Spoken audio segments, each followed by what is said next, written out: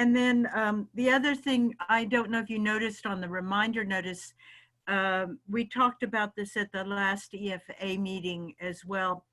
It's a big push to have an Artist Sunday, which is a national promotion, the Sunday after Thanksgiving. So you know how you have Black Friday, Cyber Monday, and Giving Tuesday. The ones I want. It's an Artist Sunday. And so there's a link on how to join that at the bottom of the email. We might just want to mention that again, because I just stuck it at the bottom. A lot of people probably didn't.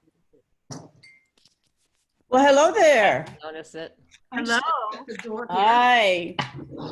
How's everyone? Hot. Hello. I need a popsicle to cool down. There we Oh, go. really? Here, I just made myself some coffee. Oh my gosh. Behind you. Oh, let me see. Do I have a video? Sorry. Yeah, it's the lower left-hand. You got it. Got it. Yeah. Oh, okay. With I a don't green. know why I didn't have it. So it's my afternoon delight now. It's a decaf coffee, so I can get a second boost. Cool. Hey, thanks for doing this, Kristen. Yeah. Great. My I'm pleasure. My And it's pleasure. nice it's going to be recorded, and then Nemi, we were saying you would she'll send us a link, and you can put it up on the YouTube channel. Wonderful. I'll be happy to. I'm hoping for some new people to join us. I invited a few people, and they seemed interested. So maybe we just want to give them a couple of minutes to join in. That'd be lovely. Kathleen said she joined. Karen Vaughn wanted to look in. I think it's just going to be very helpful for a lot of people. Mhm. Nice to see you, Angela. Hi, I'm only going to be able to be here for about a half hour. Kirsten, I'm so sorry, but there's just so much with distance learning. I know. I was like, you're voluntarily showing up for another online meeting? She loves us. There's, We love her. well, I didn't want to, and I definitely didn't want to miss yours, you know, this Okay. is just very, very awesome. Where did your daughter end up going to school then? Which school did she choose? They're both at SDA. They're both at SDA. Okay. 'Cause Yeah. the last time I saw you in person, you were doing the tour and Oh, you yeah. came through. So, She okay. knew she wanted to come to SDA. Okay, good. Yeah, and she was just drooling over the arts rooms. I wonder No. why. No, I know. Yeah, so she's, she is taking a drawing class currently. Okay. One of the foundational ones, and Okay. Do you know who she has for that? Is it Chiaretta or Ramirez? guy from New York. Okay, so Chiaretta. Yeah, he's Yeah, our that's how it's new- pronounced. Okay. yeah, Chiaretta. He's our new hire. Okay. We have 5 full-time visual art teachers, Wow. Oh wow. which is a first for SDA. We've Wow. had 3 for quite some time. Uh-huh. I mean, even back into the 80s, there would be like, say, 2 or 3. But to have 5 full time is Wow. I'm impressed. the kids want art, so that's great. We're happy. Which levels do you teach? You don't teach all levels, do you? Yes. Oh, you do? Yeah. Mhm. Well, except for and then I also teach this semester AP Art History, which is that's very much like an AP World History class. So we really don't have any art making. It's a lot more academic and lectures and things like that. So that's mostly juniors and seniors. But for I would say like a painting class, a drawing class, a ceramics class, that's all mixed ages. That's all like 9th through 12th.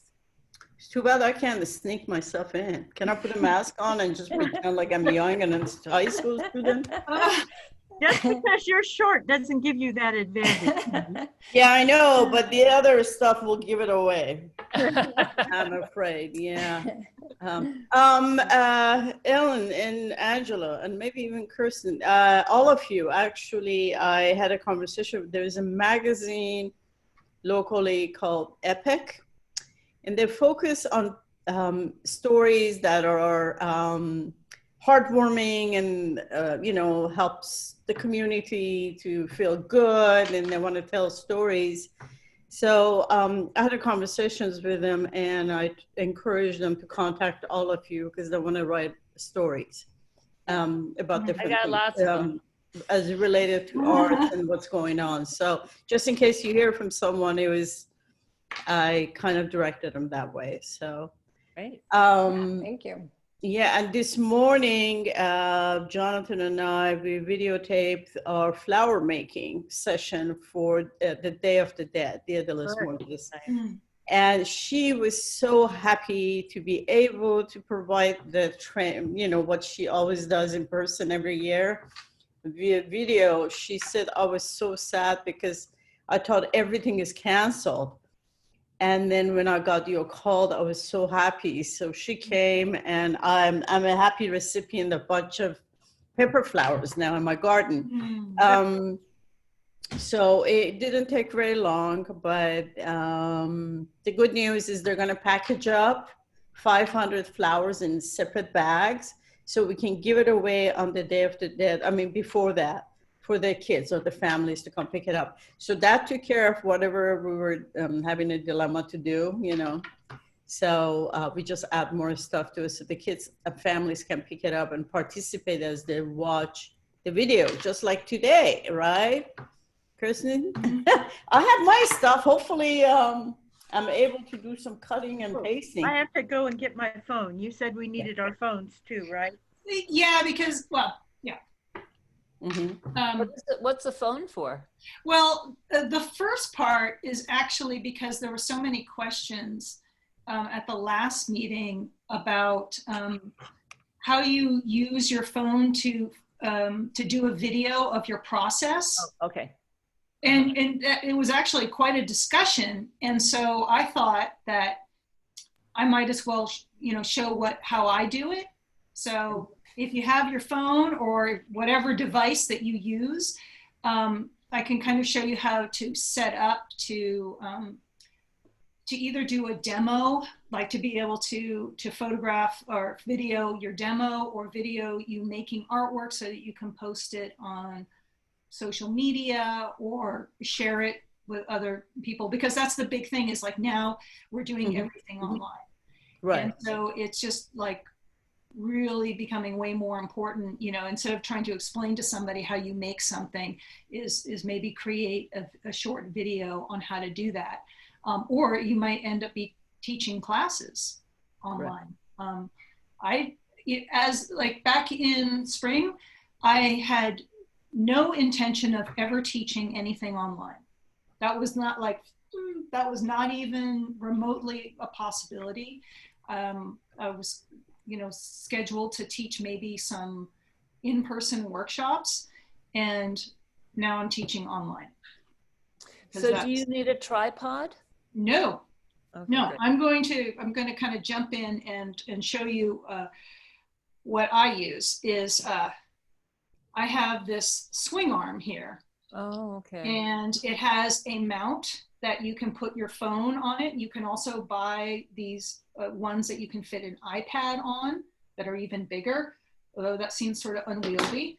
And it's just a C-clamp. And so what you would just do is, you can set anything up. You can go and make your own. You can duct tape it to some stick or whatever. I would recommend something like this because it takes a little while to set things up, and figure out the lighting and figure out the angle. And if you have something that can be adjusted, and it's pretty easy to do. And I'm just going to actually, let's see. Did you get that on Amazon, Kristen? Yeah, I did. And I'm going to try to, We might chat. I think we have a light that has that kind of I do too. adaptability. I could tape the phone onto the light and use it like that, right? Yeah, you could. This bracket is really handy. Okay, for some reason it's not, I did a cut and paste, but let me see if I can find my, not that. All right. I want to make sure I meet everybody who is here. Janine, hi, thanks for joining us. Do you want us to introduce ourselves? I just want to make sure, because most of us know each other from prior meeting. I just want to make sure you have met everybody else as well. I'm Naime, obviously, from EFA. Yes. Am I unmuted? I didn't look. No, we can hear you. That's good. Mm. Yes, we've met many times before. Yeah. And Yeah, I want to make sure you know everybody else. Yeah. but yeah, Angela, you did a workshop, I think, at the library, yeah? Mm-hmm. I did, yeah. So I have met everyone here. Yeah. Hello, Ellen. Hi. I've missed you. I have been back, Kristen, to the water. Oh my God, it's been freezing. I actually wore my wetsuit in the pool that has not had Oh, wow. 3 weeks this week. So Kristen and I know each other from the art community and the Y too, and to work. So I'm really glad it worked out today to Yeah. jump in. Thank you. Yeah. All right. Thanks, Kristen. I got this. Mhm. All right. So I pasted a link to Amazon in the chat. So that's where you can get that. I've been And- boycotting Amazon for the last 5 years. I don't know how to find Oh, well, you know what? It's just, it's basically just a swing arm. Yeah. And let me tell you a little bit about it. It's cheap and you get what you pay for. So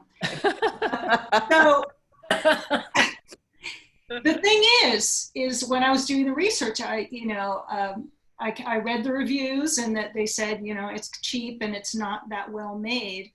It was $17. However, the pictures looked exactly like the ones for $27 or for $37 or for $49. So I don't really know if you pay any more, if you're actually getting anything better, unless maybe you go to like a store that sells video equipment. They might have really good quality swing arms like this where you can mount your phone or your camera.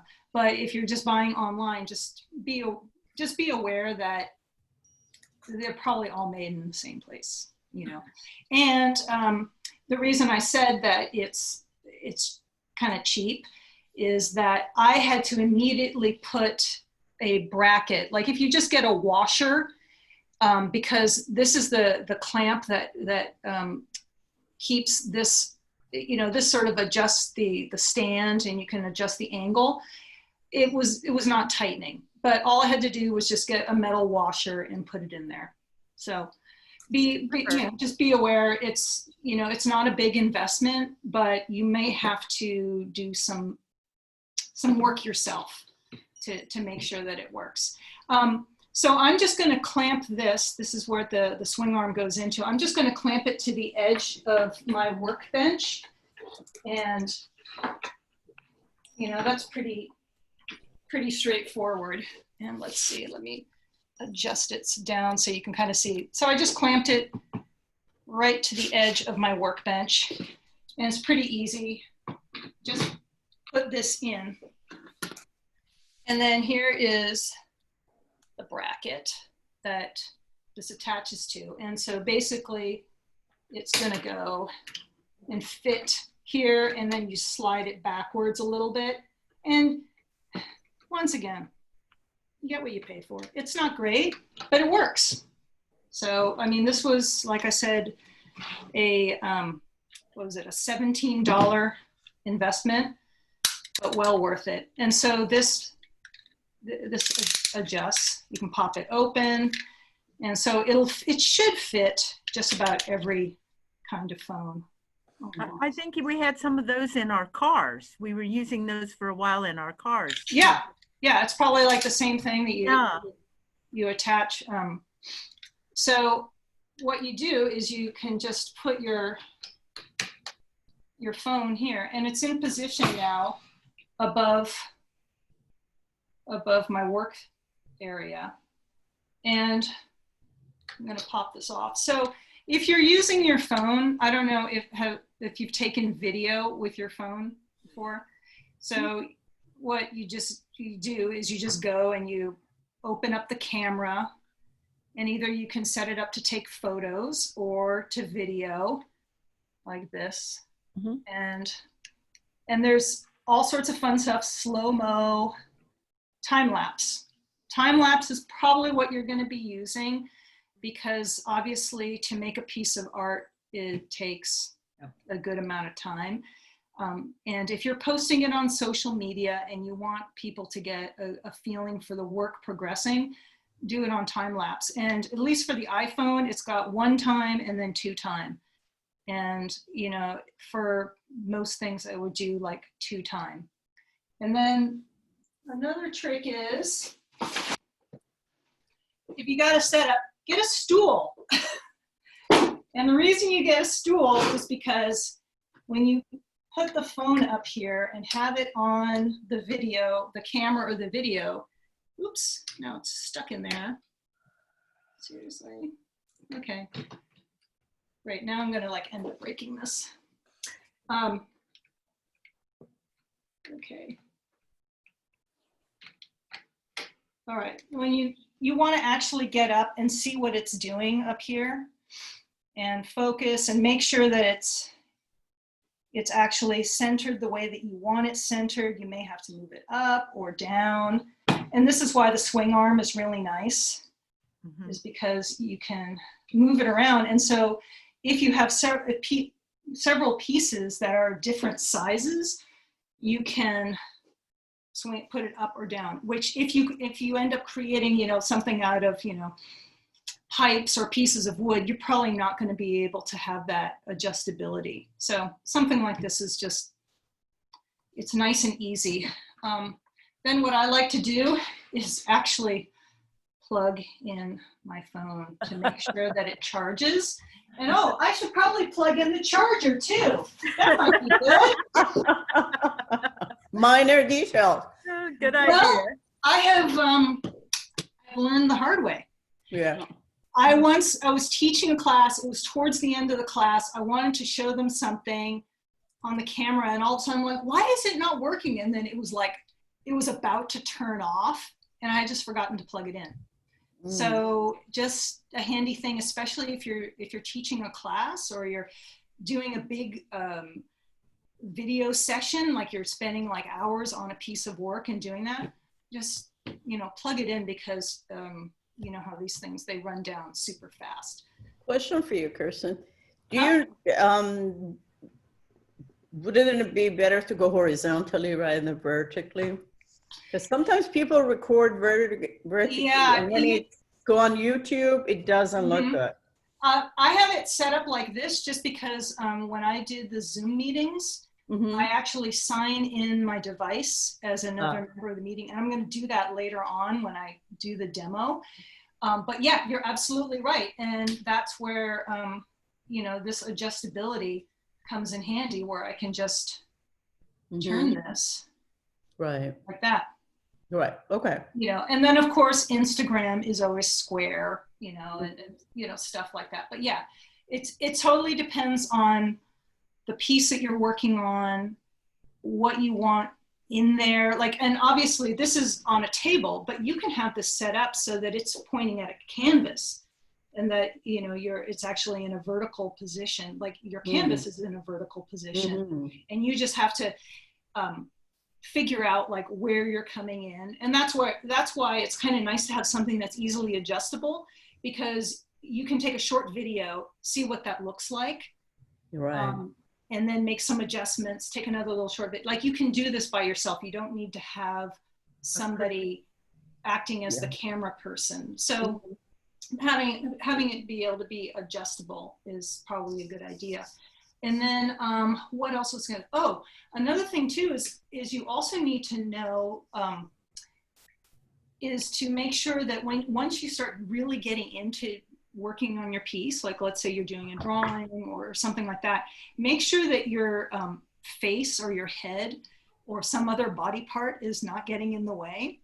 I shot a video of myself drawing on the work table back there, and I had everything all set up, and you know, I'm drawing away. I was really getting into it, and then I looked at the video afterwards, and my head was in it because I was like really getting into it and leaning in. So I actually I don't know, I have some string here, and I pulled it across these 2 lights and made sure, and I was like, all right, how far out can I go? So I had the string so that Clever. I knew that if I hit the string, Not too far. I would get into the shot. Great. But you know, you got to do it because, you know, that's the thing. Once you start getting into whatever you're making, you know, it's easy to be standing away and be like, oh, my hand looks very nice and this is going to work really well. But you know that when you get into it, you get down close. So just keep that in mind and do what you have to do to make sure you don't end up with the top of your head in the shot. Yeah, and yeah, I guess I can even show you like one of the videos. Okay. What to do? Share screen? Well, okay. Let's see if I can share the screen. All right, so I'm just going to show this one video. Oops. That, let's see if it's gonna work. It was working on the small. Well, I don't know. Can you guys even see that? Yeah. Yeah. Right. Yeah. But for some reason, it's when I make it big, it's not playing. But anyway. Don't just show it small. Yeah. Well, you know what? I don't think it doesn't want to play. All right. Anyway, but you can see like at the bottom, like the top of my head was going in there. I actually had my daughter, because she knows how to use iMovie, I had her edit it as best she can. And that's another thing too is if you're not familiar with something like iMovie, which is actually fairly easy to use, just ask a teenager. That's what I did because they know it. They've had to use it in school for like the last 5 years or something. And then they can put a nice soundtrack on it and stuff like that. And it'll take them like 5 minutes. Right. And if you don't have, you just borrow yours. Yeah, just borrow a teenager. I'm not joking. It's totally, especially when, you know, when you're busy and this is not something that you want to muss around with, like you're like, I don't have time to add this one more skill set to, you know, just ask a teenager or even an elementary school kid. Do you have any advice about the format to save it in, or how to load it up so that it's seeable? Well, yeah, it's let's see. I mean, for iMovie, there's just sort of a standard that it gets saved in. I think that's maybe MP4. Yeah, there's some, I didn't pay too much attention to that, honestly, because usually that's all, like, at least with the iPhone, it's all already formatted. But lots of us don't have iPhones. Yeah, but it's probably, even if you have like an Android or yeah. It's, I have an Android phone that's a 5G, but it still doesn't let me do such sophisticated videoing. I can just video, but I can't put it on fast forward. Oh, you know, but I can save it to MP4. Yeah. And I can put that on my computer, and then I can load that up to the YouTube channel. Yeah. Which Well, is they what also have tons of apps where you can put your video in and then do all these effects where it'll speed it up or slow it down. Oh, good. Or do these other things to it so that if you wanted it to really be short, or you have a long video that you want to be shorter, then you can speed it up. And all the apps are different for Android devices than they are for iPhone. That's so interesting. So there's a whole set of apps that is just made for editing movies that aren't the whole Adobe image, Photoshop. They're just for that, and makes it much simpler, I imagine. I hope so. I think it depends on which app you use. So I would do a little bit of research. Okay. And maybe find out what other people are using. Good idea. But yeah, I think a few of my friends that use Android, they're talking about all these different apps that they use that they can do all kinds of fun stuff with. Good. So yeah, so that's kind of how that works. So actually I'm going to do something where I'm going to actually add my, let's see, I'm going to add my phone. Yeah, there you are. And so this is how, and so well, the cool thing is that my phone is on mute. And now I just need to start the video and switch it around. And so when I was starting to teach classes on Zoom, I was looking for ways to be able to do like a demo, like have a camera on my demo. And it seemed like everything that I read was that just adding your camera or your whatever you're using as a participant in the meeting. And then what I do is I share or I spotlight the video. And can you guys all see that? Yeah. Now, how did you do that? Did you make them? So I'm the host, so I can do whatever I want. Okay. And then what I do is I can actually spotlight any of you guys. Cool. So like Angela, like I can spotlight you. Hello there. See, now Angela's all there. But what I do is I just go up on the little each participant screen. There's a little square with a blue square with 3 white dots, and I click on that, and the menu has all sorts of stuff, and you can go down to Spotlight Video. Oh, great. We'll show you. Okay, so that's the Naomi, chat. Naomi, that would be very good for the members, the members party, maybe. Yeah. Yeah. We have to write the directions. Yeah. Yeah. Yeah, it's it took me a little while to sort of get comfortable with it, but it doesn't take that long. I mean, it's it's one of those things like you do it a few times and you're like, oh yeah, this is how that works. And you can see here that I'm kind of adjusting the camera, it's like to make sure that it's straight and all that stuff. But anyway, what I was going to do now was do a little demonstration on Collage. I don't know how many of you have done Collage before, but I thought I would sort of go over some of the basics. And I guess we'll start out with cutting tools. So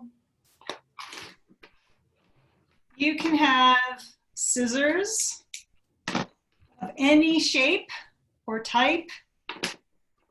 There's all different kinds. I like the Fiskars scissors are pretty good. They have a website and they sell all different kinds of scissors and cutting devices.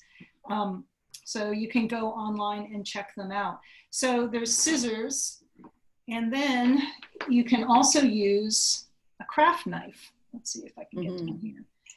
And that's basically one of these guys. I have the exact one. Huh?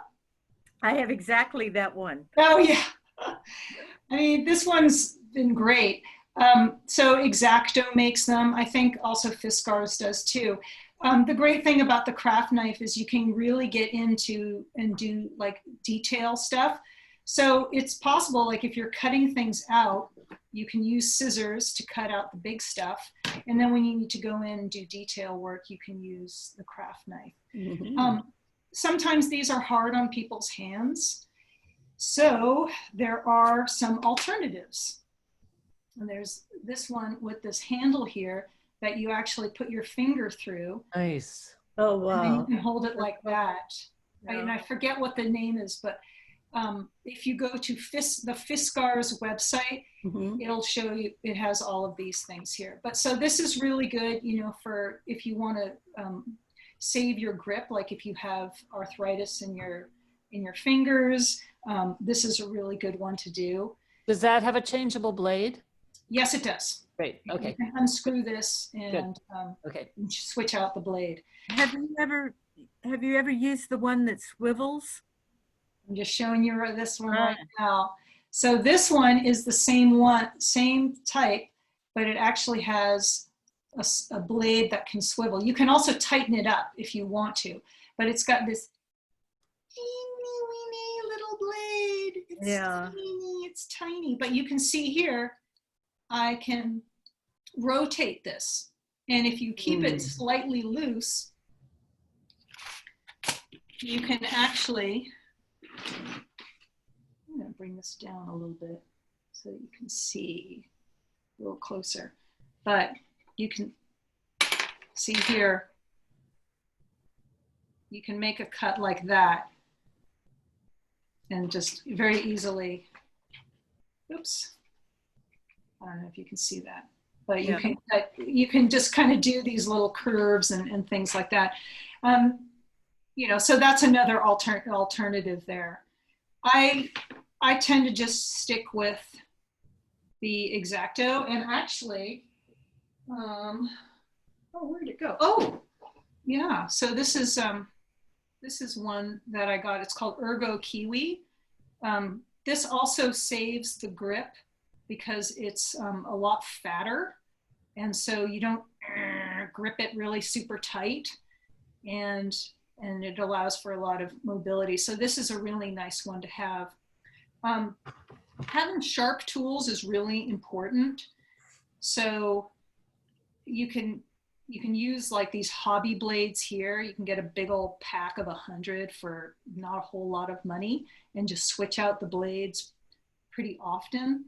But what I have been using are these Z series blades.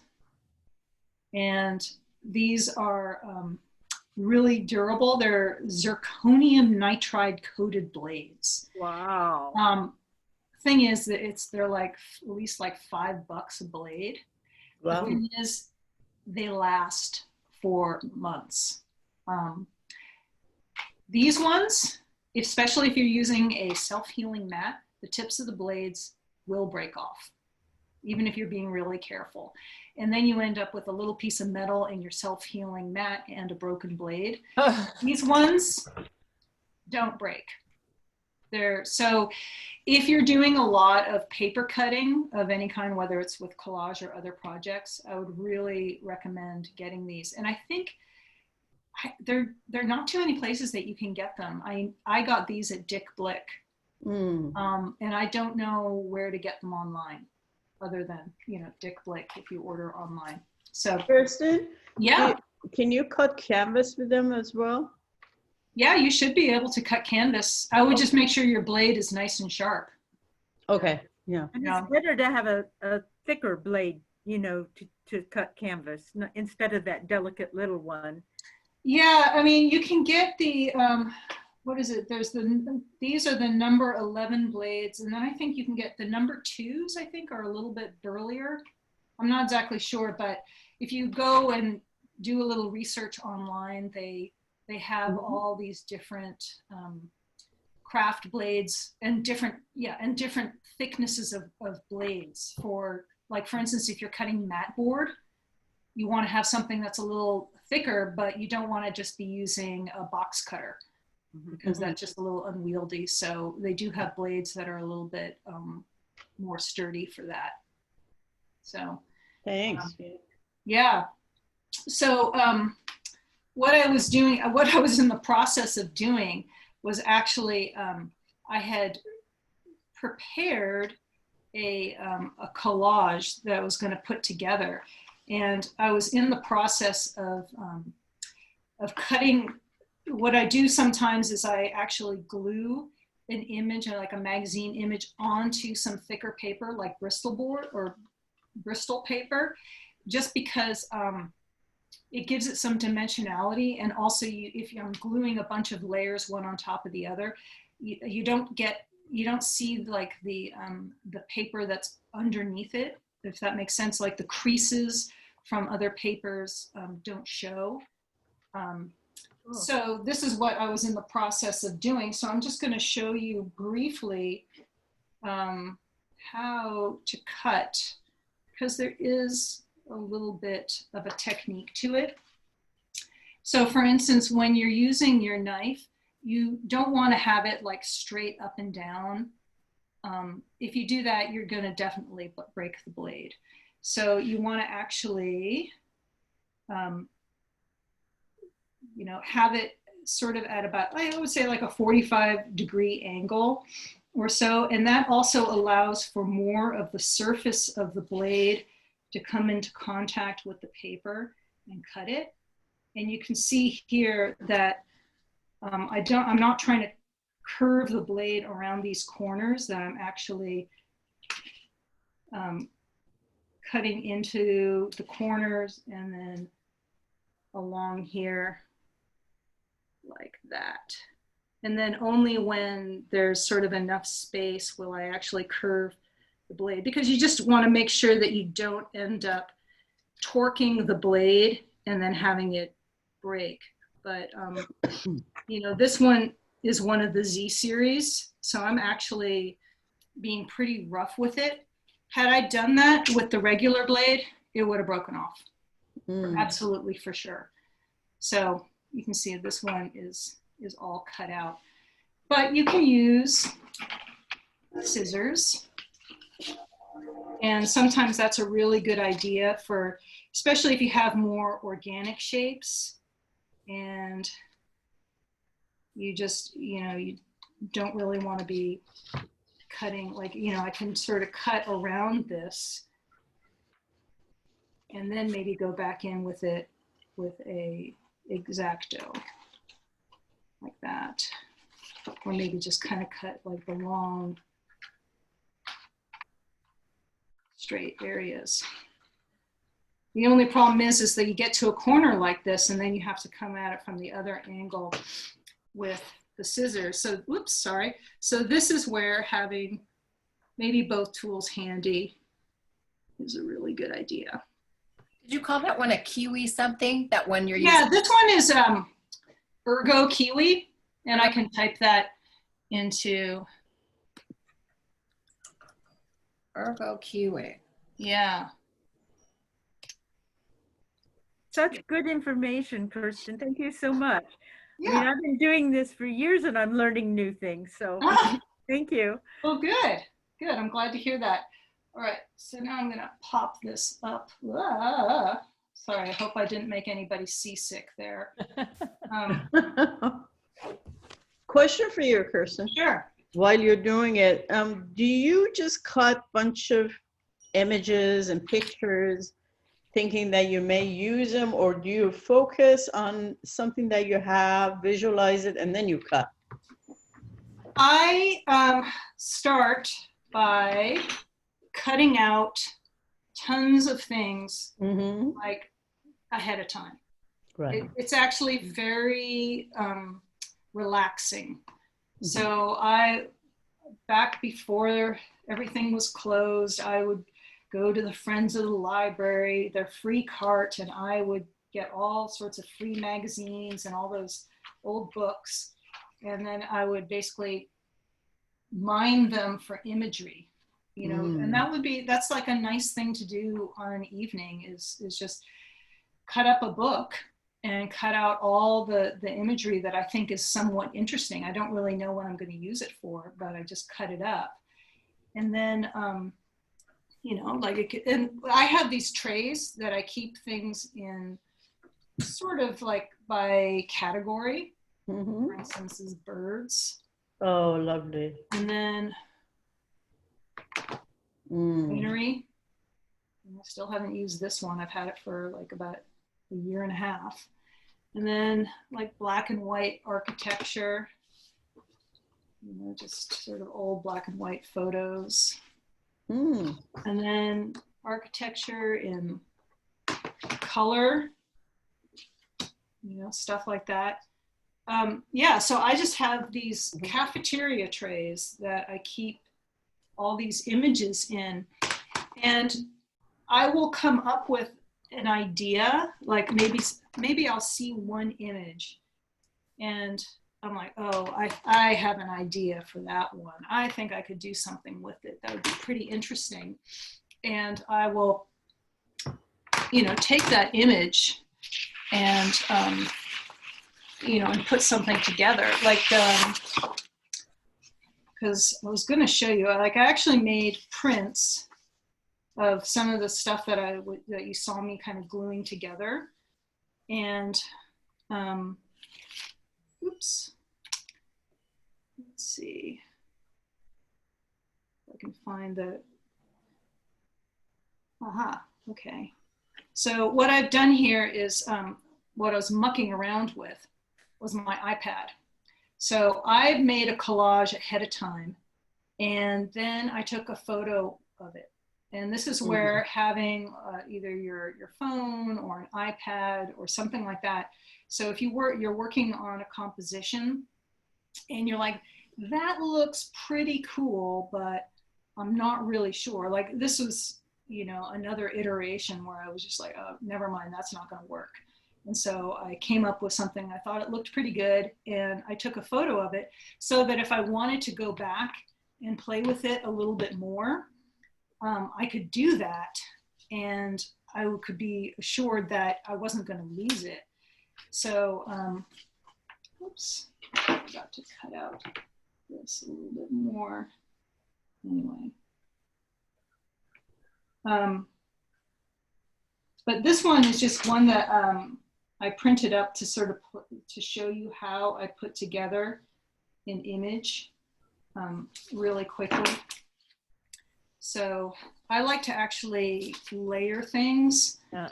I'm really interested. So I'll actually cut into an image, like you can see here. Like I decided that this image, that her hands were more interesting than what was, what you could see of her face.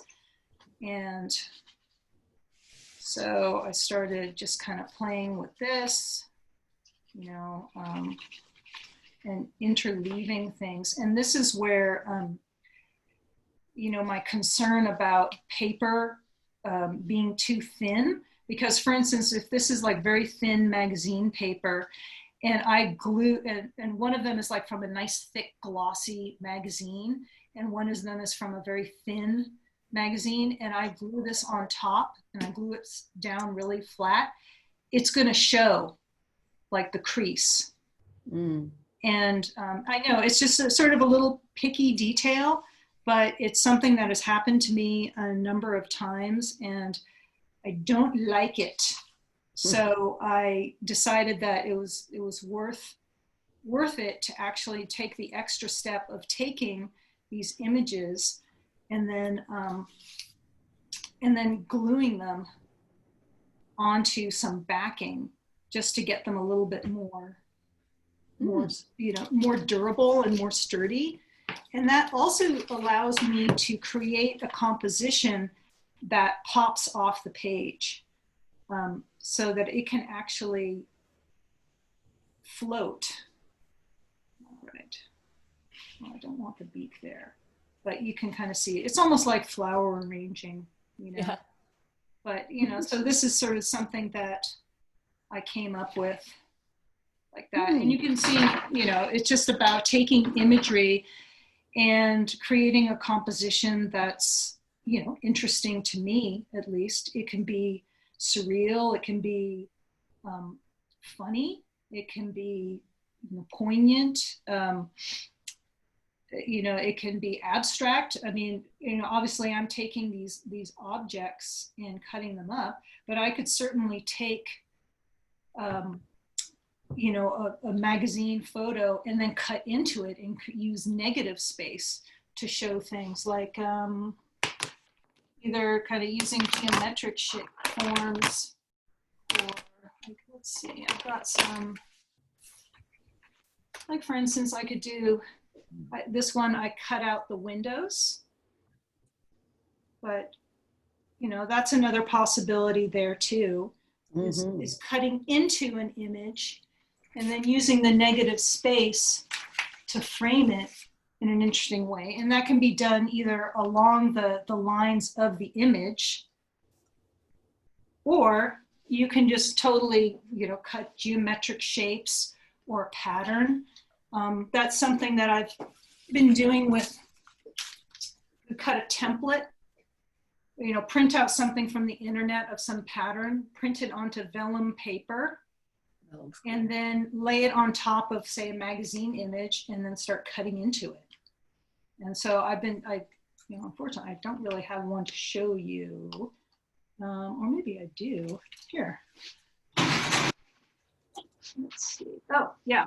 So I actually did something with a piece.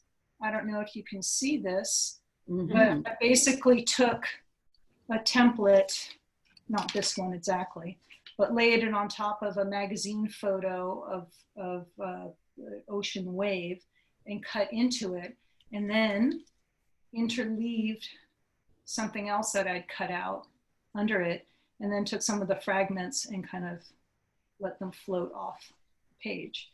So there's a lot of possibilities with not just collage, but cutting into things. And either using things as objects as they appear, and then just taking them out of context and rearranging them. Yeah, there's a lot of ways to express yourself, for sure. And and that's the cool thing, is that everybody does it differently. And something happens when we're taking images, when we're looking through images and picking out the ones that interests us. There's something that happens to our minds and our creativity. There's also something that happens as we're physically cutting them out or altering them. And then when we actually start putting them together, it's a really great way to fire up your creativity, particularly if you're feeling kind of blocked, or you're not really kind of like if you're maybe doing painting or something like that, and you're not really sure what imagery to use or what composition to use. Even just making a collage that has nothing to do with what you're going to make is a great way to exercise that muscle. And to really get yourself creative and start seeing possibilities, and even just kind of waking up your compositional abilities. So, and you don't have to glue it down. You could conceivably, you could leave it like this and take a picture of it, and that's all you need to do. Or you can just kind of go on and make something else with other images that you've collected. Now I can also show you how to glue stuff, because there is definitely a way to do that I think works pretty well, at least for me. And one thing what you want to have is wax paper. And wax paper is really good because you can get glue on it, and then it's not necessarily going to stick to your papers and stuff like that. So you can use this to cover up your work surface. You can use it, when you're flattening something down, you can lay it over and then use a brayer to flatten it out. And it just keeps a lot of messy accidents from happening. And you can get it at the grocery store. So that's always a really good thing. So I like to, I've got my paper here. I picked out this nice paper that I think would be pretty good. And I kind of roughly know where things are going to go. And then I have my wax paper here. And there's different types of glue to use. Let's see. I have everything down here. Sorry, I'm kind of, my studio is a mess. You can use anything from, where'd all my glue sticks go? Anyway, you can use a glue stick. If I can find it. Okay. Oh, there's it. Sorry. All right. You can use a glue stick like this. It's acid-free. You can get them anywhere. And if you close them up, they're not going to dry out. Collage artists, professional collage artists use this. So it's perfectly fine for anything like that. So if you just want something simple, this is definitely the way to go. Is that UMU or UHU? UHU, Yoo-hoo stick. And it's, you can see it's non-toxic, washable, and acid-free. Mm-hmm. And it is sticky, definitely very sticky. I don't personally like using it because I get it all over my fingers. Yeah. And then then I'm picking up things and they're sticking all over the place. Yeah. Probably the most versatile glue out there is Yes Paste. Also, you can get this at Michael's. You can get it at Dick Blick. I don't think you can get it at Michael's anymore. I tried. Oh, really? Yeah. Oh. But anyway, you can get it almost everywhere. But I always think of this as glue stick in a bin, because it's basically that same glue. It feels the same as what's in the stick. It's very tacky. It's very stiff. You can apply it with a paintbrush. You can apply it with a palette knife. You can apply it with what they call, I think they call it a pouncer. Something like this. It's almost like a makeup stick or something like that. I like it. It's the most versatile. Like if you were going to buy one type of glue that you could use for lots of different stuff, it would probably be this. It is very large and it does dry out. Yeah.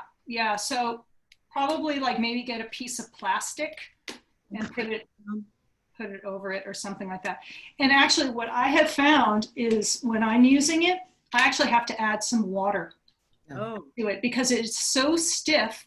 And if I'm brushing it onto these thin magazine papers, it's too much. It's too much. I didn't know you could add water to it. That's great. Well, I add a very little amount. I have like a little eyedropper and I add a few drops and then I mix it all up, but it just basically makes it a little bit more fluid so that it's easier to apply. But yeah, it's true. If you add too much, it's going to end up warping the paper. Another adhesive is nori paste.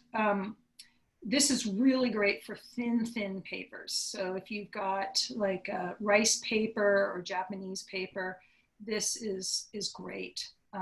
Very easy to apply. It's repositionable, so you can lift up. It's not tacky. Let's put it that way. It's not super tacky, but once it dries, it's on there. The only issue is that it has enough moisture in it that the paper tends to mold itself to whatever you're gluing it to. So for instance, if you've got a nice piece of watercolor paper with some tooth to it, and you're using this to glue on a very thin magazine image or rice paper, you're going to get the texture of the paper, the rough paper underneath. That's just something that I've noticed. So sometimes that can actually be a really good thing because your image will look like it's part of the watercolor paper. But if that's not what you want, then just be aware. Then there's also gel medium. So if you're already doing acrylic painting, you probably have a bunch of this stuff here. This is really nice because you can apply it to both sides.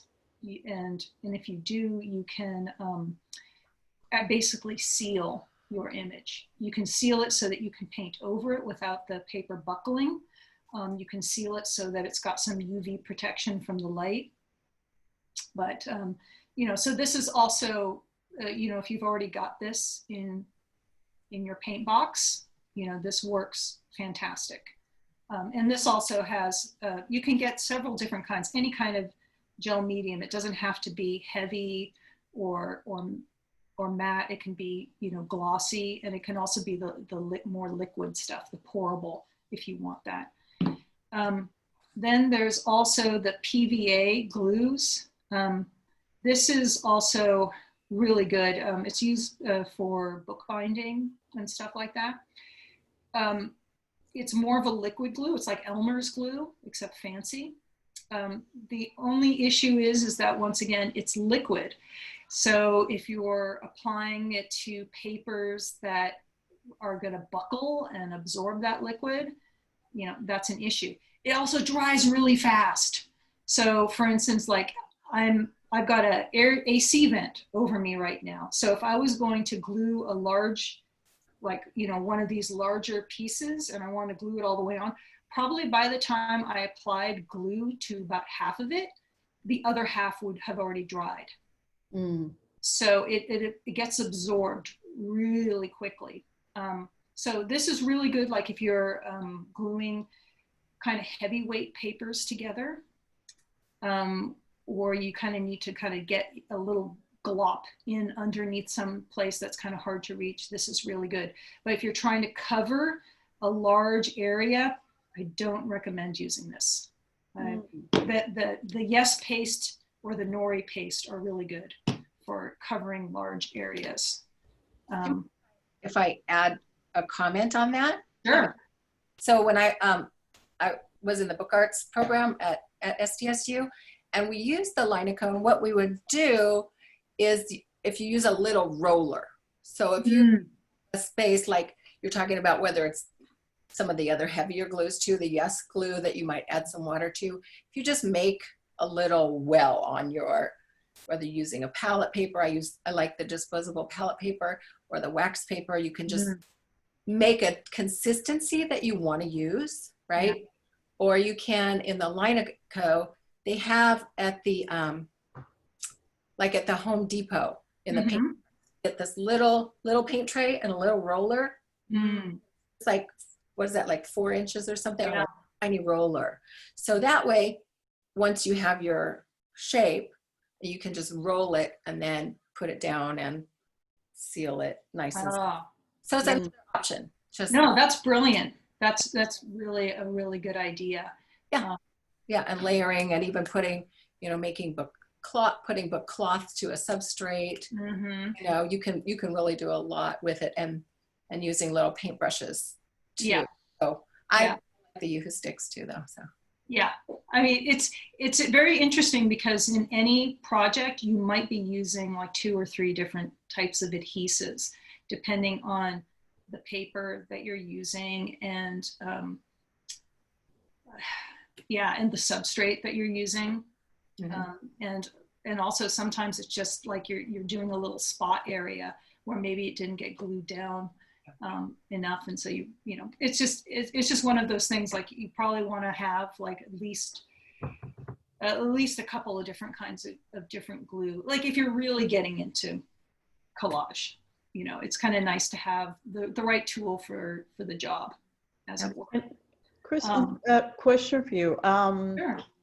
Sure. Have you had any issue with after it's been glued and in artwork, you know, it will fall apart after a while? When I first started out, there were some glues that I used that did have that issue. But now, you know, now that I kind of know which ones to use, I haven't had that problem. And these ones are all, the ones that I pointed out are all very reliable. Okay. Yeah, that's they're all pretty good. It's when, I think it's when you get to like the sprays and things like that. Like they usually, if you use them as directed, they should work, but sometimes they don't. Probably because they're very fast drying, and you may end up putting something down thinking it's glued down and it's not really. But yeah. Keeping nozzles clean on anything with a spray is, I don't know if anybody has any techniques for that part. Yeah. Oh, I do. Yeah.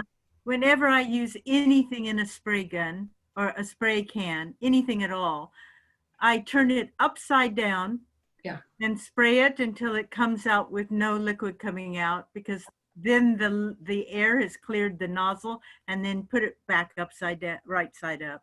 And since I started doing that, my nozzles stay clear. Oh, okay.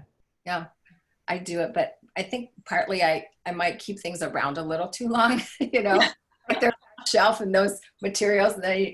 Anyway, moving on. Kristen, back to you. Yeah. Oh, no, this is all like really fantastic, because that's actually one of the reasons why I stopped using the spray glues, the spray adhesives, is because I would try to clear but I probably wasn't as diligent as you, Patricia. I sort of was like, oh, that's good enough. And then, the next time I use it, it would splatter and. Right. So you have to clear off so you're spraying, and then you have until it's clear, and then you have to wipe the nozzle off for anything that's sort of around the edge, and then spray one more time. So yeah, you're right. You do have to be careful, because otherwise some of that buildup could seep back in or cause a ring or something.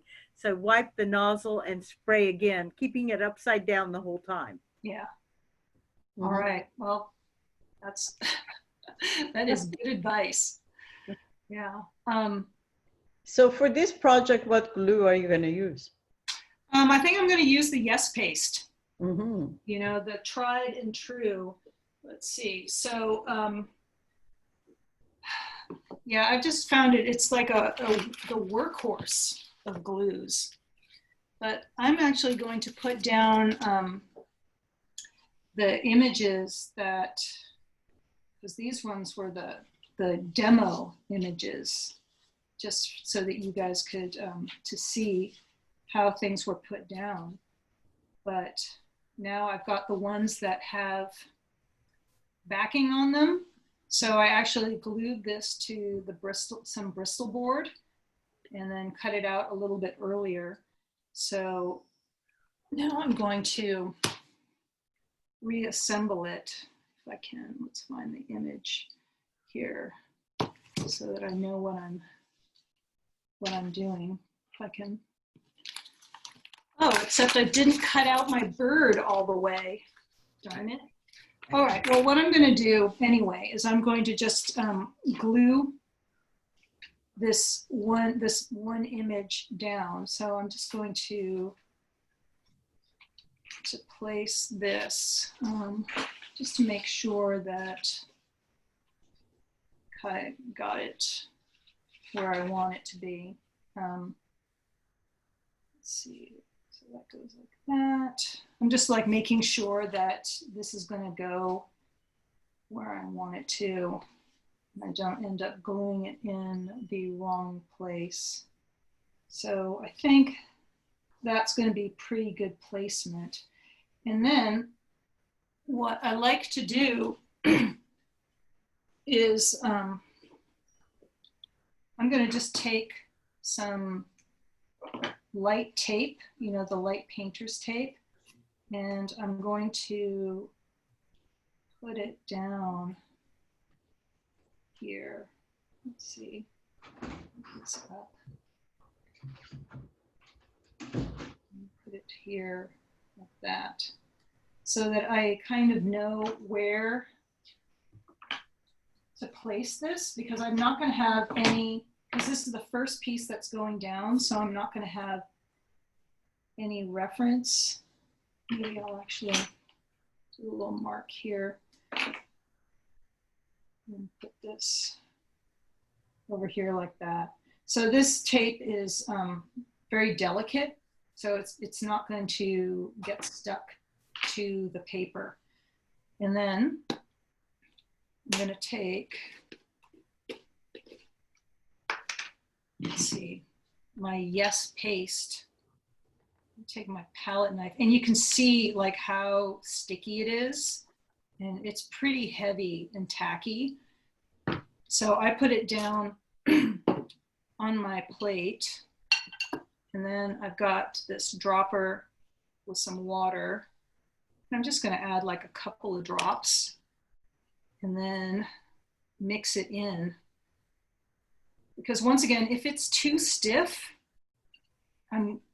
it's just going to be a real pain to try to apply it. And I like to use a paintbrush when I apply stuff, but you know, if this was a larger piece, I might like just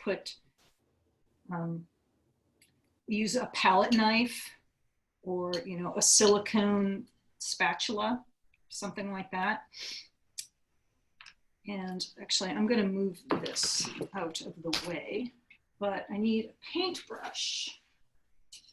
So I've got a bunch of old paintbrushes with kind of stiff bristles, so you probably want to have something that's flat top, square on the top, and then, except that was dirty, that was gross. So I ended up getting stuff all over here. But I'm going to get this out of the way. But I'm going to take this, and I'm going to have to apply glue to the back of it. So I put it onto the wax paper here. That's going to be my application surface.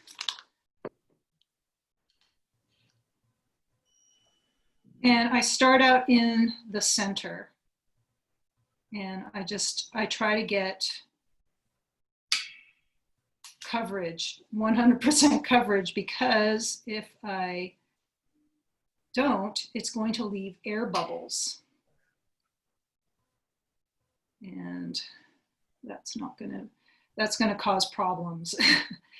So just try to methodically work from the center of the piece to the outer edges, especially when you have stuff, you know, images that have some delicate areas. And I want to hold the image down with my hand so that it doesn't start sliding all over the place.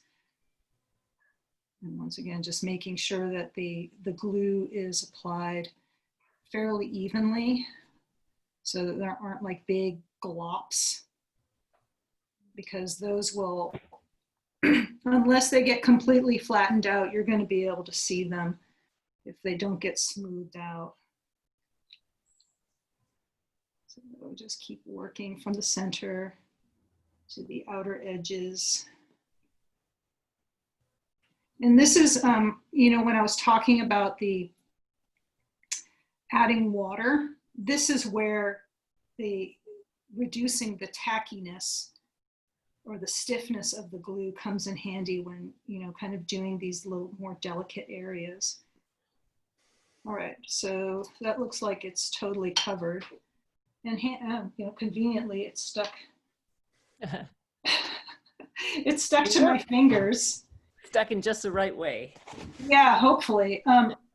Yeah, and another thing too that's kind of cool is that you can wipe the glue off. Like for instance, you know, there's little areas where the glue has gotten onto the surface, the outside of this.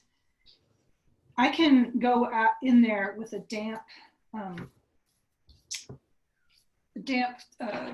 paper towel and wipe that off, even days later.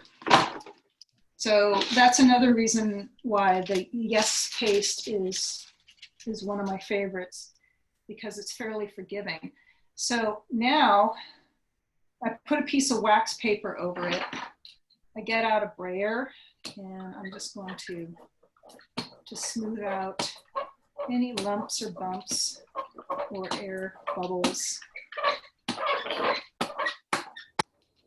And I can see, I don't think you can, but some glue kind of schmoozed out.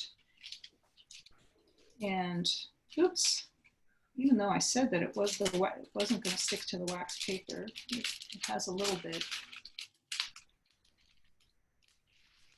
So that's where the wax paper comes in handy, is that it keeps the whole thing from sticking on. And then I can see little areas where, so it's glued on, and hopefully in the right place. And then what I would do is I would continue to, I'd take away the tape, obviously, but I would continue to just sort of layer the image by gluing things down sequentially, and then making sure that I don't glue areas where I want to, like for instance, I'm not going to glue her hands down, because then I won't be able to slide the other images in there. Another thing that sometimes I do is I'll actually assemble, like for instance, I would put all the pieces in here and then just sort of spot glue them. And then once that's all in place, glue it all down on top. And that's particularly, that's nice when I don't feel like I really have to glue everything like super flat. Like this one, I want it to be super flat on the paper. And actually, if I really wanted to do this properly, I would actually go and put some wax paper on top of it and throw some books on it and make sure that it dries completely flat before I do anything else to it, so that it's as flat and as secure as possible. So. So when you go to glue the next image, you need a clean piece of wax paper so that you're not setting things on that wax paper that you used. Yeah, or I'll shift it around or flip it over depending on what work surface I'm working on. But yeah, you're right. This one actually has a ton of glue on it. I can also use a paper towel and just wipe it a little bit. Like if I don't want to be going through a ton of glue, but this one, it's actually got too much stuff on it.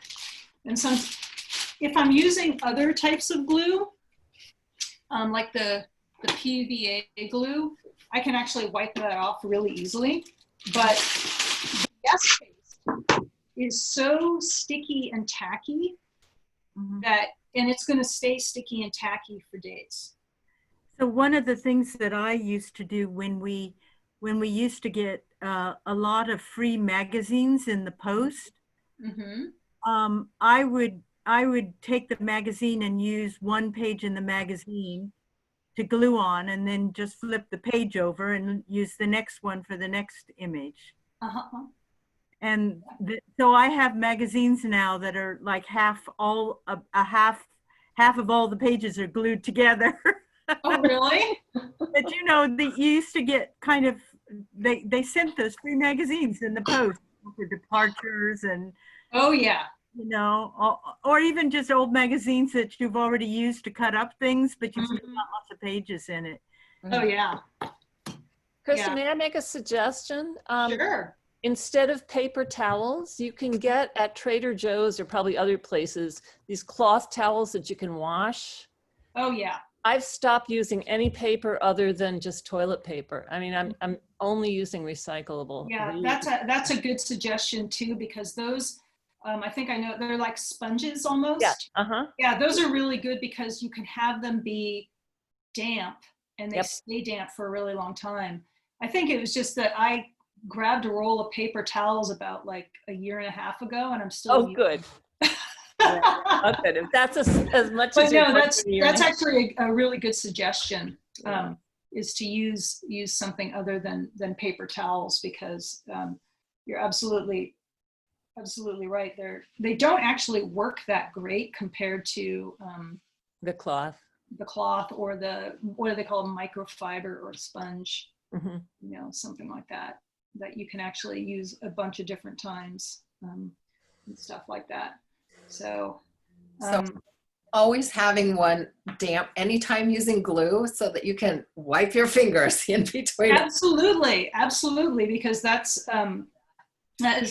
is one of the really annoying things, is that, like, especially with using like something like the Yes paste or glue stick, is that it gets all over your fingers, and then you're like transferring glue and sticky stuff, all over the place, and it's it's a real pain. So, but I guess I will glue this this lady on here because I know that the majority of her is going to be glued on, but not her hands. So I can swing over. You can watch me glue some stuff again. Oops. And now I'm getting my whacking. Actually, this, yeah.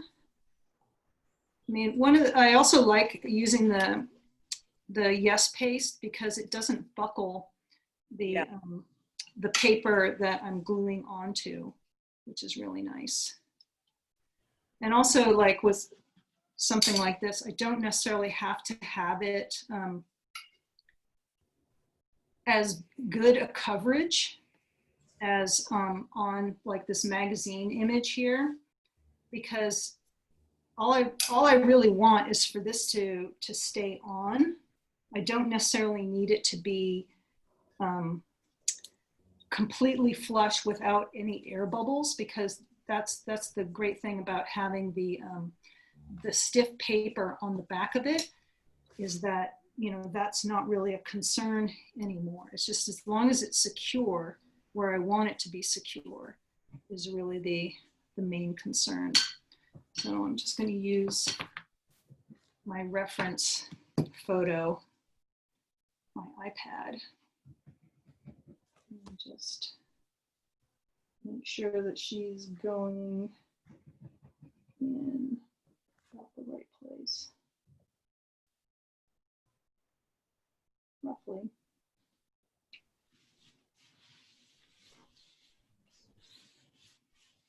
And then once again, if I can find my brayer.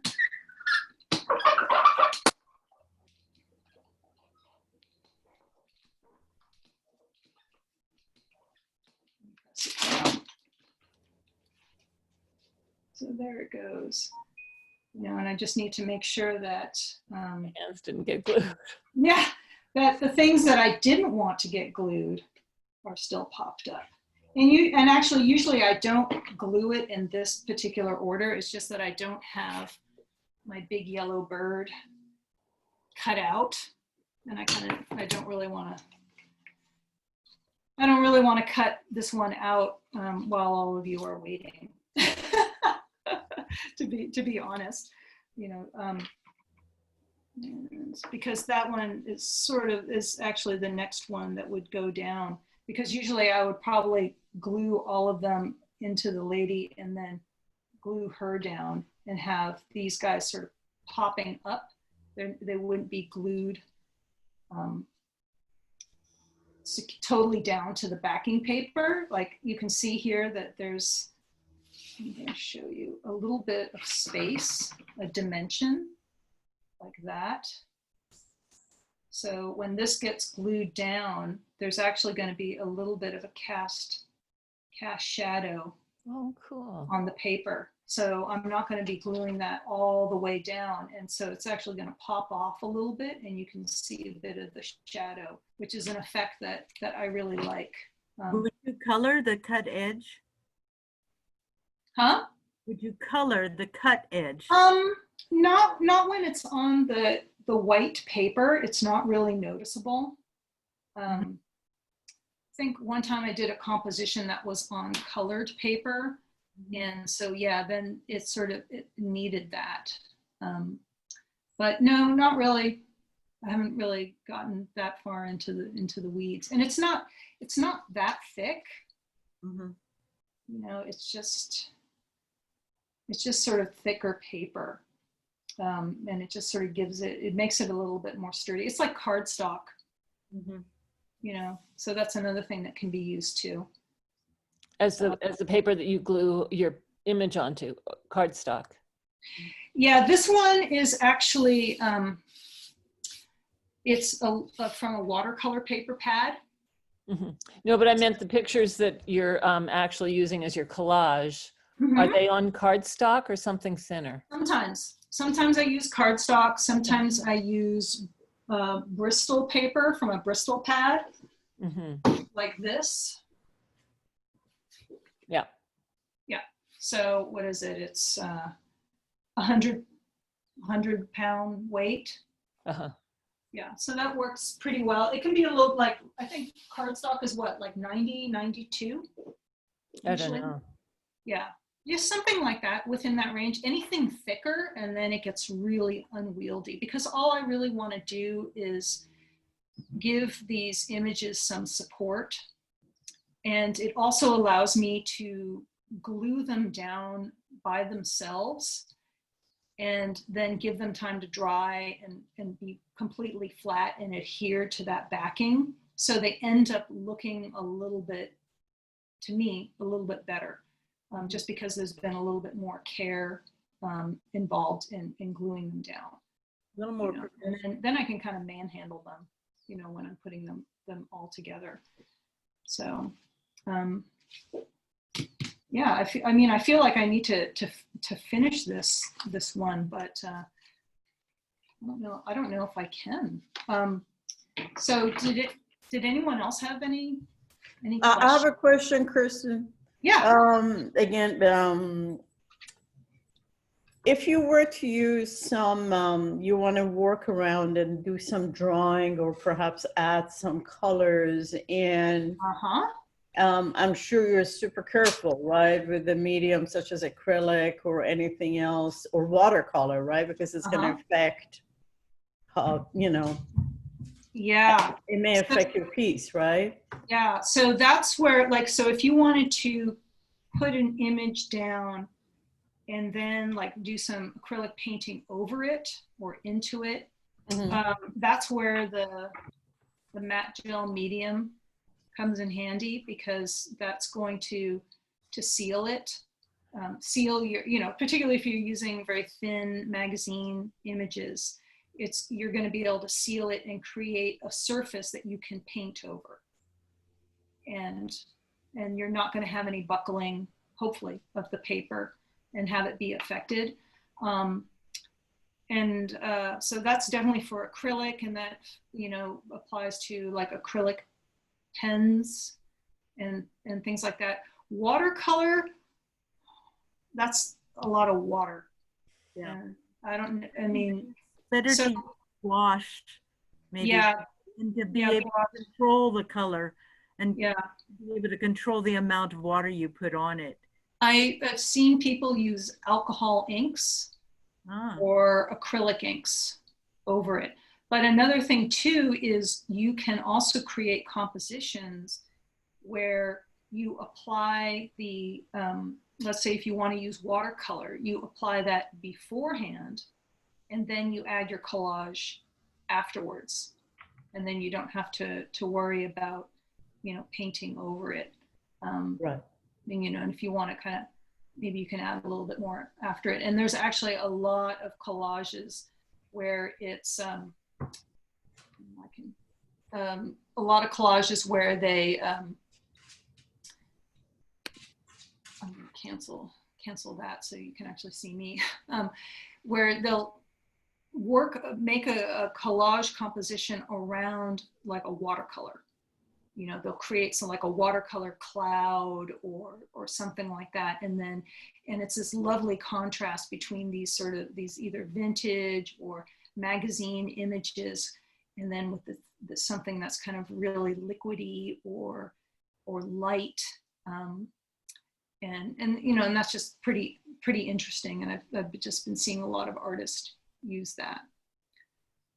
But yeah, I mean, there's a lot of stuff out there. I mean, I could even, like, there's a lot of artists that paint over their collages. Right. Lots of different media, you know, whether it's acrylic or the alcohol inks. I haven't tried alcohol inks yet, and I'm really intrigued because that's supposed to be super pigmented, and so. And dries really fast, I think. So it doesn't, maybe that's why it doesn't have any water in it. Yeah. It also dries really fast. Ellen, have you used alcohol inks? I have not. No, I haven't either. Hmm. Yeah, How about doing collage on canvas? absolutely. Absolutely. Which glue do you use? It would have to be kind of a burlier stuff. Like that would be where the PVA glue would come in handy, or the matte gel medium. Mm-hmm. Either one of these, Mm-hmm. especially if you're doing painting over it and around. Actually, some people even use the acrylic paint as the glue. Oh, Yeah, good idea. I wonder if gesso would work too. Yeah. Mm. good. It could. I mean, if you're doing something like, because a lot of people do collage as almost like the underlayer.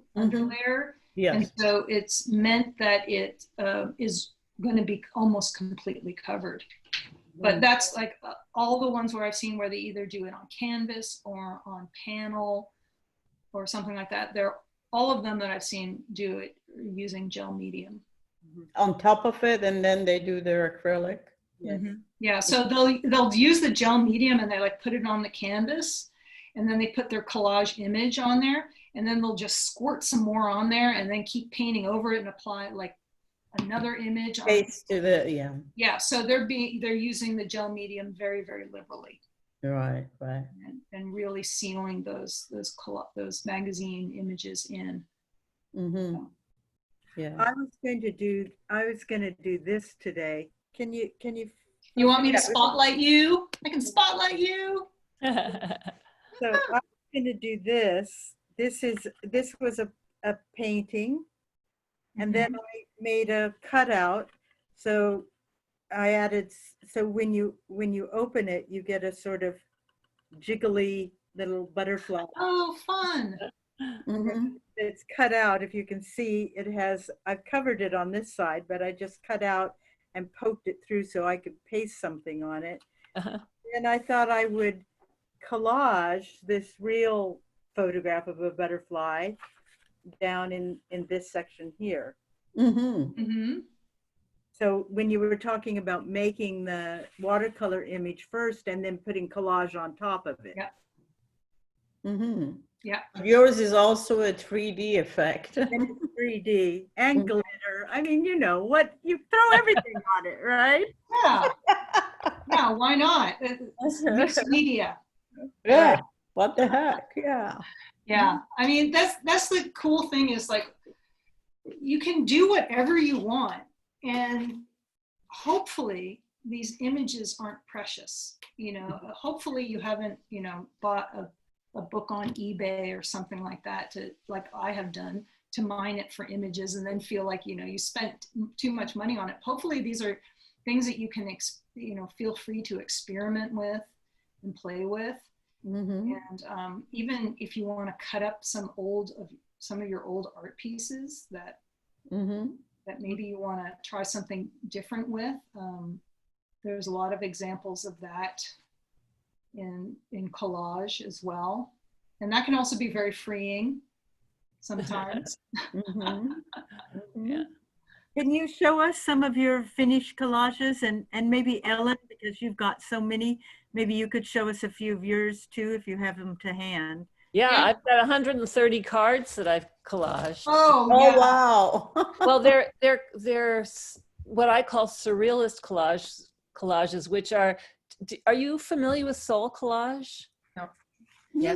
It's very, very popular with therapists. It's having people make collages with a certain format and a certain questions and all of that. But I've bastardized it and made it into surrealist collages. Sure, I'll get a couple. Yeah. Yeah. I also want to ask, well, she's gathering and you're gathering about your use of your technology. It sounds like you have the iPhone, the iPad, and an iMac. I'm looking at you on my iMac and debating between the use of the iPad, because I have a piano too that is very important to me to be able to make art and the musical form of it as well as the visual. So I've been debating about, those investments into that other technology. And it sounds like you're doing all of them. So if you want to speak to that, I'd appreciate it. Yeah. Well, the iPad honestly is a hand-me-down Yep. from, oh, let me spotlight myself. Yeah, it's a hand-me-down from my father-in-law. So that's kind of nice. And I don't actually use it that much, but it's great. It's for what I showed you, where I take a picture of something and then I have a composition sitting on a larger screen than on a phone.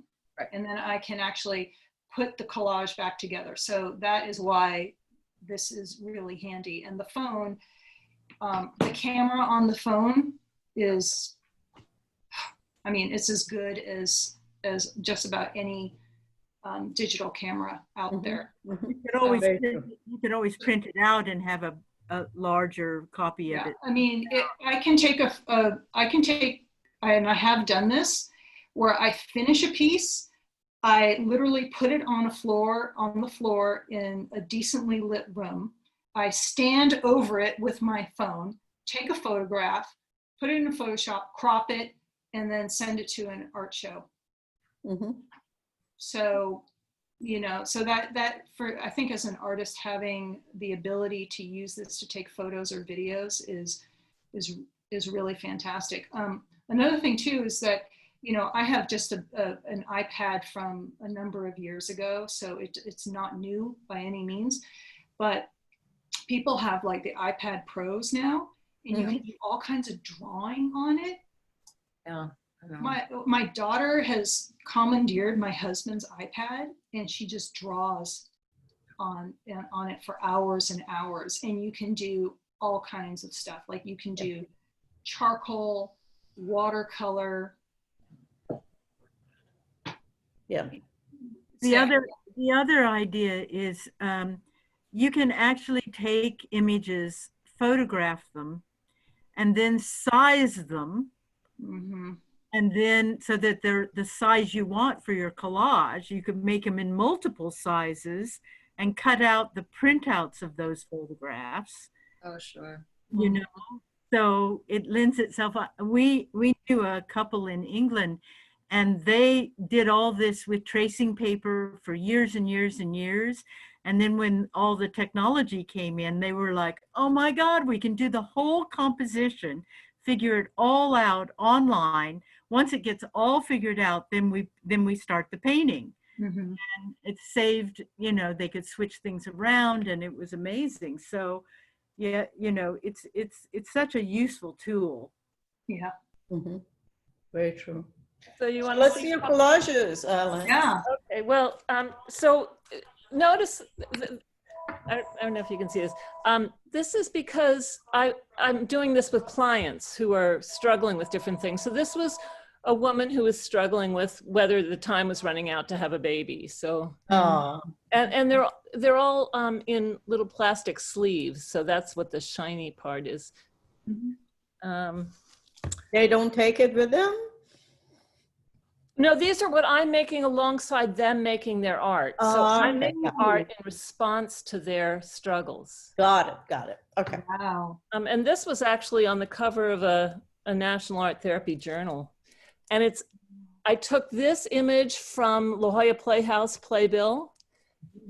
And then this is just a tree and a cell that's blown up really large. Oh, wow. Yeah. So, and this is only 2 images, just trees and a woman who had these wonderful tattoos. But I like that the patterns on her kind of similar to the. So those are just a few of mine. This was about privilege, you know, our not realizing how privileged we are, kind of sleeping through it. So anyway, all of the stuff that I make is about client issues, basically. Lovely, thank you. Yeah. Oh, you're welcome. Yeah. So do your clients, do they also make collages as well? Some of them do. The workshop that I give on surrealist collage, they're making collages, but my clients do all sorts of things, working with clay and paint and drawing and whatever, using a lot of nature materials. A lot of stuff a lot of my art materials for art therapy are scrounged. You know, they're just the things that I've got thousands of pictures sorted into categories. Mm-hmm. So I'm really excited now to go with some of your what you've taught us. Well, it's really interesting because there's a couple, the Conyers, I think it is, and they're really huge into collage. They're big collage promoters and collectors, and I believe she is an art therapist. And so there was an article that she wrote a while back talking about how she uses collages with her patients, and you know, not specifically going into it. It was mostly an article for artists, collage artists, to appreciate the fact that, you know, like there is something going on with like manipulating these images, choosing these images, and that it's firing up different parts of the brain. Mm-hmm. And that's not just sort of something that, you know, a creative person notices, that it's also something that can be used to help people heal, not just emotionally, but you know, sometimes it's, you know, they're suffering neurological damage as well. Right. And so I thought that was just really interesting, because I've experienced that, like, you know, just this feel like you feeling the engines revving. Yeah. Like there's a lot of stuff going on just from going through magazines and looking at images, and how that's so relatable to our lifestyle. Yeah. Do you have their article still? I can find it for you. Oh, I would love to see that. Yeah. A little bit like the collector's mentality. You know, when we talk about who is a collector, we talk about when you're a little child, you might collect buttons or marbles, and you're making a choice. You're making a choice which button. You're making a choice which tray does it go on. You're making all these choices, which makes your brain fire, right? Because you're having to make choices, and I think that is creating new pathways in your brain. Yep. Yeah, absolutely. Absolutely. So, Krista, I noticed that you did not mention Elmer's glue. Not Elmer's. This is Elmer's. This. Rubber cement. Oh, I'm sorry. I didn't mean to make that sound disparaging. No, it's fine. You know what? I've used that, but I haven't used that for any of my artwork. Just because I have seen many dried up, like the you know, older pieces that used rubber cement, and sort of the fact that it dried up and flaked off and kind of disappeared. Okay. So yeah, but I don't know, maybe are they making some that is like acid free? And I don't know. Is that what you use?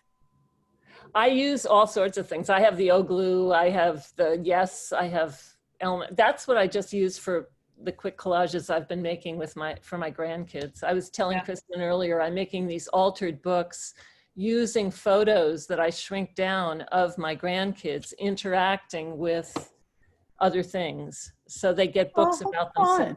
Yeah, it's so much fun. Oh, wow.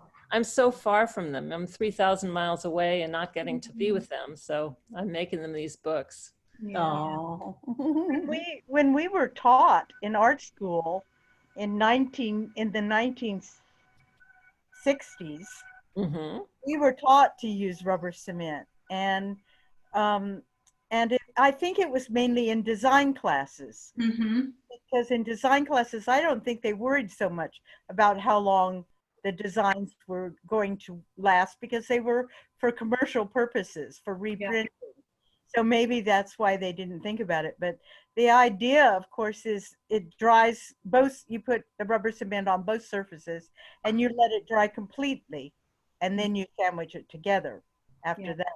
And that's kind of a neat idea, you know, that it's not gloppy, it's not going to press out of the edges. You could get really clean edges, and then Of course, also you used a rubber. Do you remember a rubber eraser to clean up any extra bits that were there?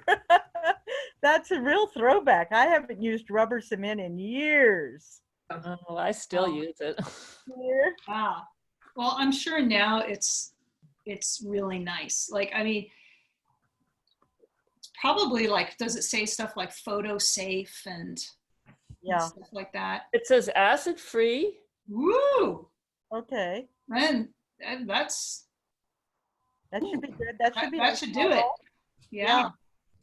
Well, can we see some of your pieces, Kirsten? Sure. Oh.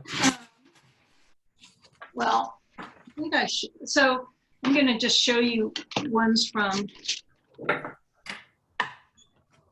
my most recent series. Let me spotlight this video. And of course, maybe I'll turn off. Yeah, turn off the overhead. Yeah. Better. Yes. There we go. Oh, and that's another thing too, is these, when you know, if you get an iPhone or a smartphone, or whether it's an Android or something like that, the cameras are so good, but they're also, what's great about them is that they seem to have been designed to operate best in natural light.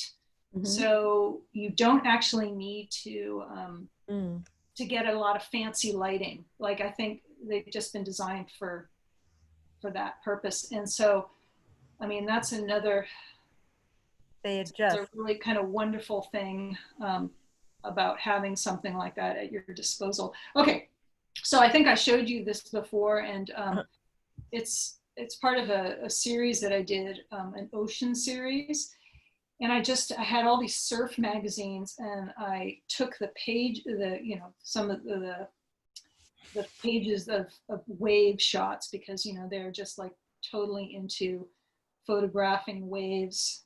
And then I took an image like from an art history book. So it's a print of a famous piece of artwork, and then I cut it into spirals and interwove it into the cutout portions of this piece, so you can kind of see. And I manipulated the spirals so that you can't really tell what the image is anymore, to make it unrecognizable. I was just kind of interested in playing with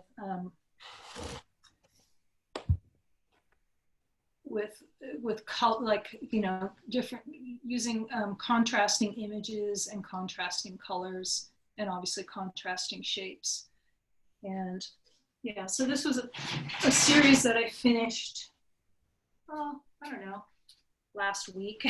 I was just kind of working on these, and they're mostly inspired by, by the ocean, obviously, but specifically, here's another piece that's from like a coil series. I'm sorry, I'm like jumping around, but I kind of create these coils, and then I interleave different collage elements in there. And so this is another piece. It's called The Coast.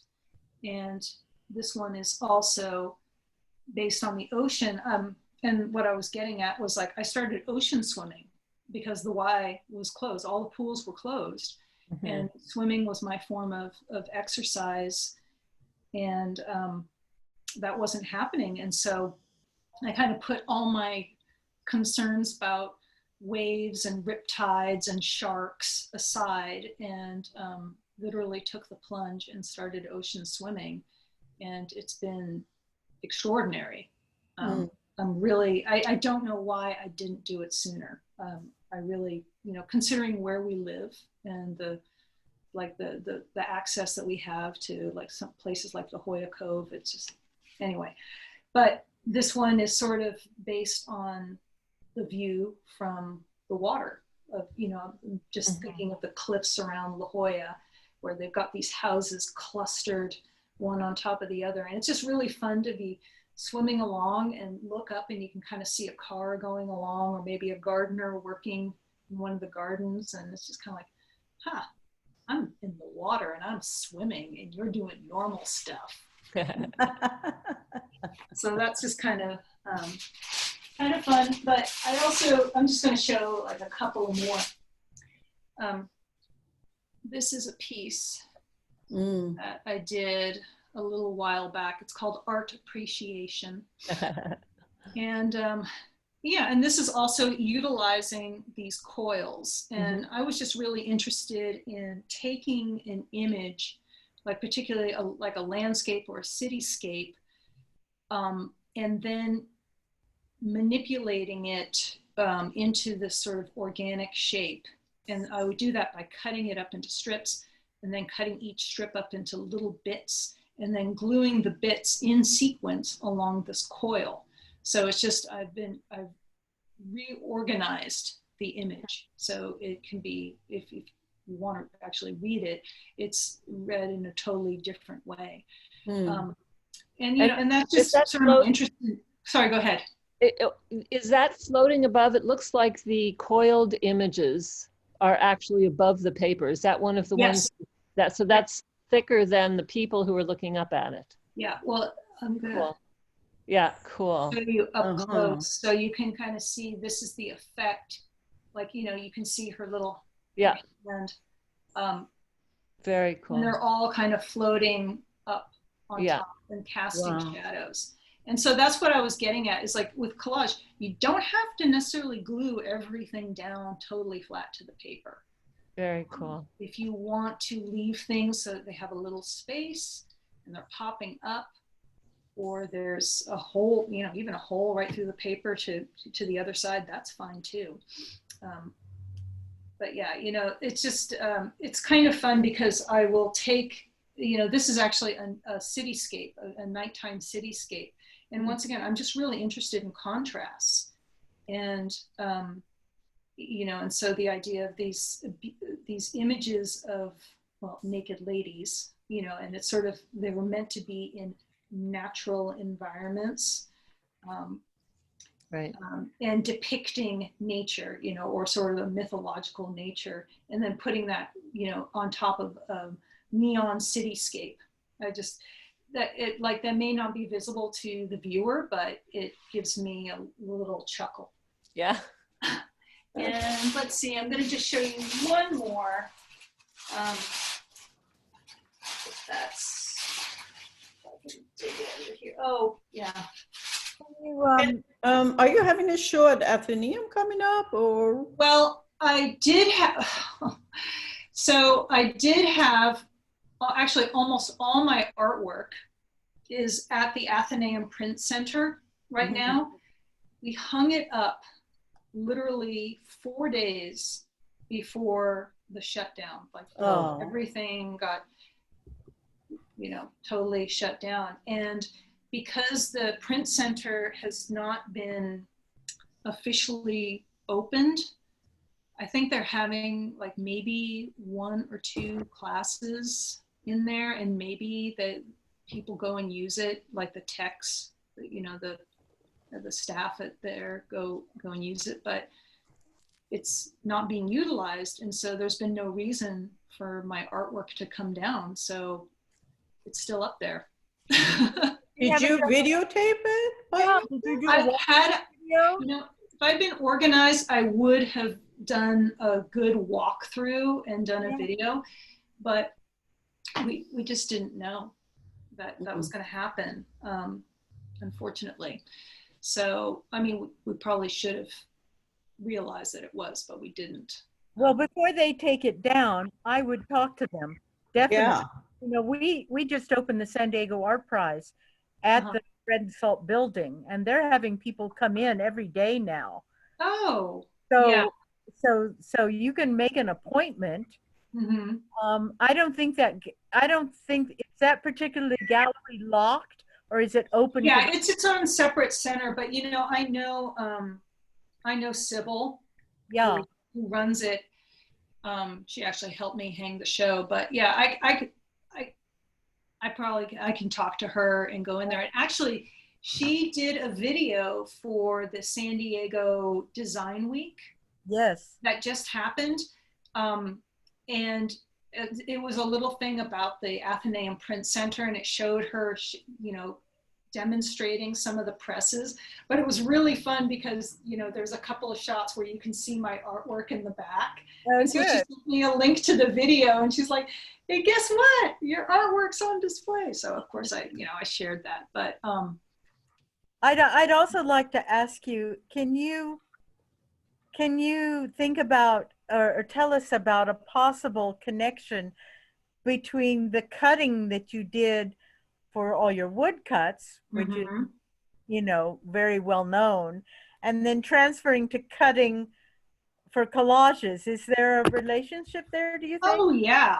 I mean, I like it. I mean, it's very, I'm always a little leery about, you know, teaching or sharing my love for collage, because I'm like, oh yeah, and you can get out like a template like this, and you can cut some more stuff, and then you can get really into the details. And there are like a lot of people going, no, I don't want to do that. Keep it simple. I want to learn how to tear stuff. And I'm like, because I love it. I love cutting things, and I love layering them. And I feel like it's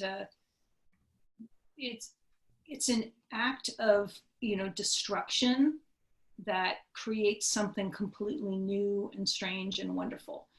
And there's something really subversive about doing that. And it's subversive not just in the finished product, which is like taking images out of their original context and then putting them up together, and like, you know, like what I just showed you, the art appreciation with the naked ladies, you know, hanging out like, you know, on neon, like that becomes something really kind of funny, but also social commentary. But there's also something really subversive in the act of destroying images, you know, cutting up images that have been very carefully curated and created, particularly for commercial interest in means, you know, like this one here. This is like from, you know, a fashion photograph. And this, you know, these roses are from a book that, you know, that's obviously meant to make roses look absolutely divine. And then I kind of combine that with, you know, with another urban nightscape, and then a rocket. And, you know, it's just really, A sign of the time. it feels like you're getting away with something.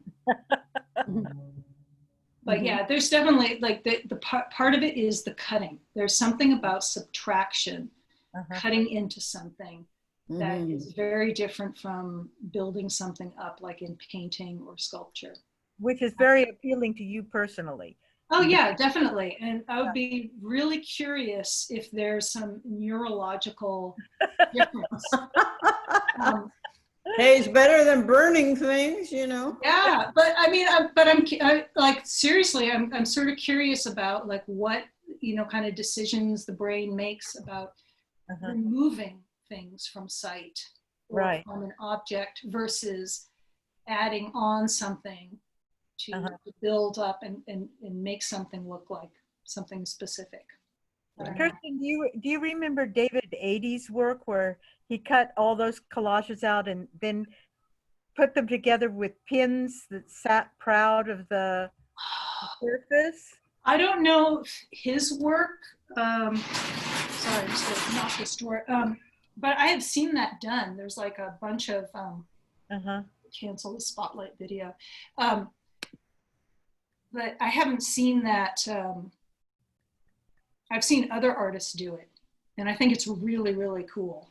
Yeah, it really emphasizes that they're individual pieces and that they work together as a whole when you stand back, but when you come up close, it kind of breaks down. And then there's the whole effect of the shadow as well, because that's what you're talking about. When these are framed, are they framed in with a mat so that it doesn't, the glass, it's not pressing down on it? With spacer bars, yes, you know, so that it's almost like a shadow box. All right, good. Yeah. So, you know, I try to keep it really simple. You do it yourself, or you take it? Yeah. Yeah.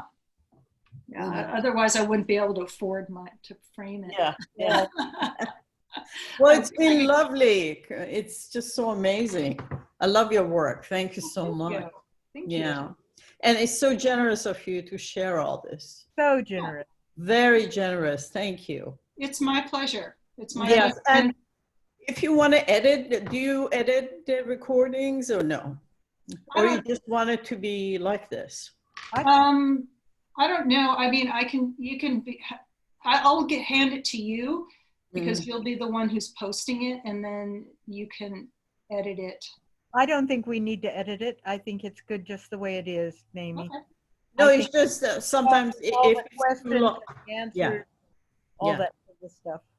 I know, but it's the length. A lot of people, when they see it, they may say, oh, some other time, and they never get to it. So, Right, but they can always fast forward on YouTube. mhm. Yeah, that's Right. true. That's true. That's Skip very ahead, true. so, Yeah, Mhm. yeah. So as soon as we get that, you can stop recording now, maybe. Okay. And as soon as